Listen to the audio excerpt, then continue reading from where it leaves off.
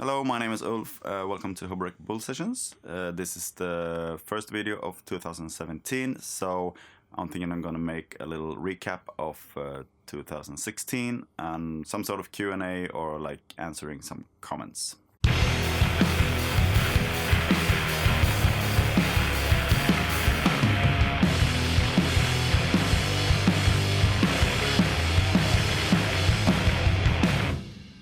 Right in between 2015 and 2016, I started this channel first to just publish some live recordings here from the studio, which you can see in my playlist under HoboRec Live Sessions. You can find some really cool bands there. And a little bit more than half a year ago, I also started to do some what do you call it? Video blogs, vlogs, vlogging. Like tutorials and just talking about studio stuff that I think is really funny and interesting. And I think it's nice to sort of put back some knowledge into the internet where I got so much of my own knowledge. So my plan today is like going through the videos and choose one comment or question from each video and answer it here. I don't have a ton of questions on all the videos. Hopefully I will get more in the future so I can make more of these Q&As, but we're gonna try to make some fun of this. All right. So the first one of those videos that I call the Bull Sessions was out in May 2016, and it was about how to achieve a bigger room sound when you're recording drums in a small room by placing microphones outside the room and record it through the walls. I got a few comments on it, not so many questions, but one comment was from It's a Studio. Though not to put your idea down, to achieve this you only need to use a reverb and filter off the high ends a bit. You also can simulate a much bigger room if you want. To use existing environments give the best result if the space used sounds good, but it's good fun.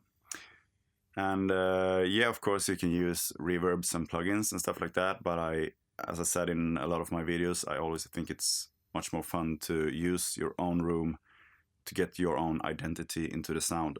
If you can't produce a big enough sound of your room, you can of course put even more reverb on it later, but that reverb is going to be helped by your room and make it sound more natural, at least I think so.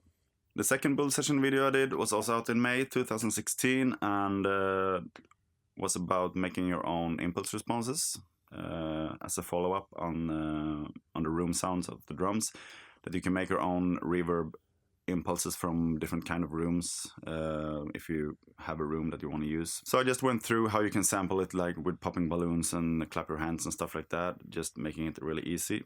One comment I was from Patrick Necrotic. The only thing I miss is examples of the results. Otherwise nice.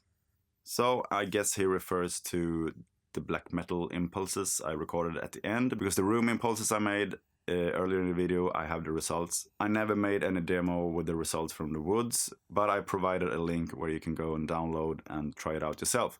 If you're too lazy to go and download it, I can show you here what it sounds like. So this is me, dry with no reverb on it. This is what I sound like naturally in this room. This is what I sound like with the black metal reverb. My third video was out in June. And it was a reverb or test of the Stam Audio version of the LA2A compressor called the SA2A, which is a fantastic compressor. I use it like on 99% of my productions. I got a lot of comments and positive feedback on this, but one was really funny. It's a person called Snipple Trap who said, "Like the video, not your t-shirt." I had a t-shirt that says "In Satan we trust," but not the Satan you might think, but the protein made from wheat, because I'm a vegan. So I just think this t-shirt is really fun. You have like a pentagram out of wheat and it says "In Satan we trust." I think it's really funny. I don't know if this person did understand the joke of words or if you just don't like vegan food, I'm not sure. The fourth Bull Session video was about a nifty program that I really found useful called the Multi-Region Exporter for Cubase, which allowed me to export multiple songs from one project in just one run. and it was really helpful for me. I actually didn't receive any comments on my YouTube video on this, but I got a lot of comments on Facebook, but nothing really interesting. But something that is interesting is that I just started using Cubase 9, and Cubase now actually have this feature built in, and this is really awesome. The 5th video I made was out in July, and it was about me trying to change the preamp tubes in my friend's Orange Overdrive amp because it's really noisy and we really can't figure out what the problem is. So I tried to exchange the preamp tubes, but it didn't help much. Someone called Mother of Sound wrote to me here, directly translated from Swedish. It says, you don't have to leave your amp to the shop to change all the tubes if you change to the same model of tubes. If it is the exact same tubes, you don't have to do the bias adjusting, and then you can handle it all on your own. And I have to say, I'm gonna trust this, and I think it's really fantastic because now I'm gonna try that too. I hope it's true. It is true. Bull Sessions number 6 was out on July 25th, and it was about reamping your kick drum. I got the inspiration for this from Creative Sound Lab, which I used to watch a lot of the videos from that channel. So I was really happy to receive a comment from him. This is really sweet. Thanks for the shout out. I love how simple you made a setup. I wonder how a 28-inch or larger bass drum would work with this. Almost how I had to loosen the snares more than I would play with for real life. Perhaps it takes an extra big kick drum to get reinforcement of 60 Hz. I really had to reply to this and say I was a little bit ashamed of how simple I made this, because what Ryan did when he was reamping the snare in his video was like putting up the room mics and everything, and it sounded really awesome. I wish I would have done that too, but I was on a short schedule, so I just wanted to pass the idea on for people to build on and perhaps coming up with their own ideas in the future. So Bull Session number 7 out in August, and was about 2 little tricks I have to clean up a mix by addressing the master bus. Actually, mostly just got some really positive response here, and people was asking about the band, and the band was called Dead Sleep, and they released an EP in the summer of 2016, and I'm probably gonna produce an album with them this upcoming summer. Except for one person that says he thought the mix sounded better without me doing the fixes. So, which is not really a good feedback, but I appreciate the honesty. As we say it in Sweden, the taste is like the ass divided. Bull Session number 8 was about phase aligning your drums in your DAW. This is actually a pretty cool trick that works really good, but to be honest, I don't use it that often. Usually, I think it's enough with just polarity flip stuff until it sounds good. There was some positive feedback on this, no particular questions, so let's continue. The Bull Session video number 9 was out in early September, and it was about recording live in one room, and especially in a small room, which I tend to do more and more because I get more and more bands to work with that like to do that, and that's really cool. Mostly really positive feedback on this. People like the bands that I showed at the end. One question was from someone called Reverberations, who writes, is it possible to still get good enough transient data from the drums to replace them with samples?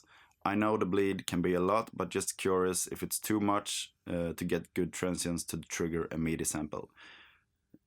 Great songs at the end. They sounded great, especially when recording live. Thank you very much. Of course, you get good enough transients to put trigger on it afterwards, but usually with bands that want to record live, for me, it feels like that kind of genre doesn't fit good with sample drums. But again, the taste is different for different persons, and you can do it, of course. Bull Session number 10 was kind of an introduction and inspiration video for people who wants to start building their own DIY gear. I gave out some tips and tricks and links to different places to start buying kits and stuff like that. I got some really good feedback here, and people told me that they got into DIYing after this and actually started buying kits and started building stuff, and that's really amazing to know that you can inspire someone to do something just by making a YouTube video. One comment was from AJ Afterparty. Such a dope, inspiring video. I'm really contemplating on building my own 1176. Is it super high quality? The one from Hairball Audio. I've heard the Warm Audio VA76 and it's okay for the money, but it can sound better. I've heard mods that make it sound a lot better, which means they skimped out on quality trying to lower the costs. I actually haven't tried the VA76, but since the Hairball Audio kit is almost the same price as the VA76, I can just imagine that the parts are maybe of a higher standard, I guess. Bull Sessions number 11 must have been the least popular video I made. It still has the least amount of views. And it was about books for music production, so I will probably don't do a video about books again, I promise you. I got a few good comments on it, just some tips on other books I could read, so thanks for that. Bull Sessions number 12 was about the importance of speaker cabinets for amps, and that in some cases it might even be more important than the choice of the amplifier. It got exactly 0 comments on YouTube, but I got a lot of positive feedback on Facebook and other places, and a lot of people was actually really surprised on how much of a difference there is. One of the more popular videos must have been the Bull Sessions number 13. That was about DIY trigger microphones that are made out of piezo elements, and I kind of built my own drum kit from pots and pans and triggered samples with it. A lot of comments, at least in my world. One was from a guy called Carl Simon Oscar Frisk, directly translated from Swedish. He says, fantastic video, insanely fun to experiment with, even though my piezos fall apart in the soldering after a while. Do you have any problem with this, or is it my soldering that sucks? My answer to him was that the soldering is probably not the issue, but it's the part where the crystals are on the backside of the piezo element. Because it comes loose really easily. If you look at this one here, you can see it's totally broken there. This is what happens. So what I told him is that he could probably fix it with some electrical tape, or just like put some melting glue with a glue gun on it. And actually, just one day ago, he just wrote to me again and said the melting glue was the trick that made it. He even recommends it. So there you go. Bull Session number 14 was also one of the more popular ones, and it was the DIY delay out of a garden hose. And most people seem to really like it. And I got a lot of compliments on both YouTube and Facebook and other forums, except for a few people that really thought the sound sucked.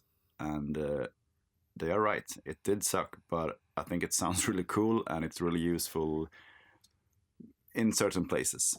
One of the more exciting episodes for me was when I was on a trip in Iran, and I happened to stumble upon some audio-related subjects there, where I also did a impulse response sample of kind of an echo chamber. Got some really cool feedback on this too, but one of the greater ones was that I got an email from a guy that was in the process of mixing his album, so he wanted some guidance on how to use this and how to implement it. So I just wrote him a short instruction on how we should import it and use it in the convolution reverb plugin. A few days ago, I got another email from him and he said, hi, it worked out. Jeez, what a nice reverb. Thank you so much. And that makes me really happy, and it's gonna be really awesome to hear the result of the album when it's done. Bull Session number 16 was out in December, and it was about DIY alternatives to subkicks. And I made one just out of a small hi-fi speaker, and also tried to put a whole guitar amp combo in front of the kick drum, and it worked out really good. Got some really good feedback, but one that was not really related to the topic, but another one was from a George Valentin, maybe. Great tutorials, Ulf. What's the name of the intro song? Fantastic beefy sound. Cheers. Thank you so much. It doesn't have a name and nothing, because it's just me who improvised something. And it's actually, the drums are from my first Bull Session, the one with the room sound. So that was just something I did for that session, and then it sticked. So thank you so much. The last build session of 2016 was about reamping the room. I don't know why I always come back to the room sound of drums and stuff. Guess I think it's interesting. Actually, I don't think the result was that great, but I hope I passed on some inspiration to experiment with this. One of the nicer comments I got on this one was from Magnet Whistler. Great video as usual. I think that Steve Albini came up with a technique with putting room mics on the floor, but I'm not sure. Are you planning on selling these ribbon mics, by the way? Or can you make a video on how you built one? Would be really cool. First, yeah, I think Steve Albini uses the room mics on the floor. I've seen it in some video from him. I remember I tried it the first time when I was in recording school, and I don't remember where I read about it before that. Might have been Steve Albini, but I'm not sure.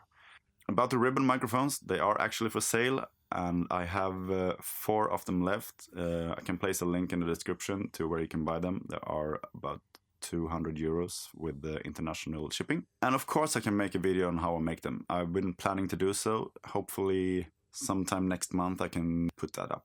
Thanks for stopping by and watching this video. Don't forget to subscribe and like the video if you liked it. Share with friends or anyone that could be interested. See you soon. Cheers!